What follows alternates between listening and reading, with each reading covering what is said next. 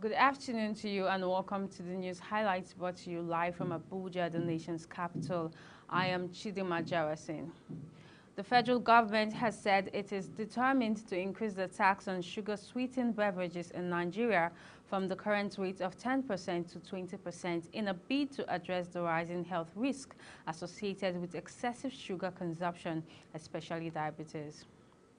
A day after rallying his ministers behind the task of rescuing the state from its downward slide, President Bola Tinubu yesterday received accolades from the private sector for his policy decisions on the nation's economy since he assumed office 3 months ago.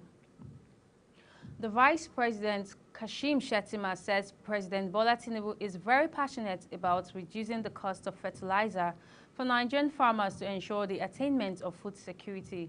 Shettima stated this at a stakeholders meeting with Fertilizers Producers and Suppliers Association of Nigeria and the federal government held at the Presidential Villa, Abuja on Tuesday.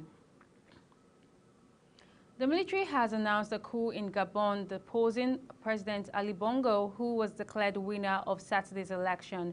Bongo, who came to power after the death of his father in 2009, won a third term in an election which opposition argued was heavily disputed.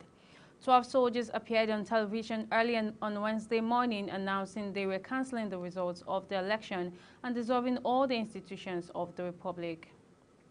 Crisis rocking the new Nigeria People's Party (NNPP) got messier yesterday when members of the Board of Trustees of the party met in Lagos and suspended the party's presidential candidate in the last general election, Alhaji Musa Kwankwaso, for 6 months for anti-party activities.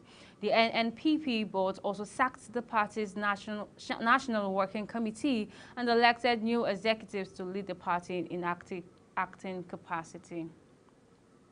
Lagos State Governor Babajide Sanwo-Olu and his Enugu State counterpart Peter Mba yesterday just stood for Nigerian and international investors, wooing them to their respective states at International Business Conference and Expo 2023 Invest Nigeria that took place in Lagos State. The business conference was organized by the Lagos Chamber of Commerce and Industry in partnership with the Federal Ministry of Industry, Trade and Investment and the Federal Ministry of Foreign Affairs.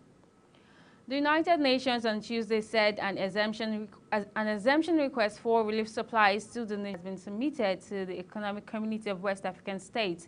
The UN said sanctions on Niger were blocking vital humanitarian aid such as food and medicine. The United Nations High Commissioner for Refugees Representatives for Niger, Emmanuel Gignac, stated this at a press briefing during a visit to Geneva. And that's it on the news highlight. Thank you so very much for watching. I am Chidima Jarasin. Have a good afternoon.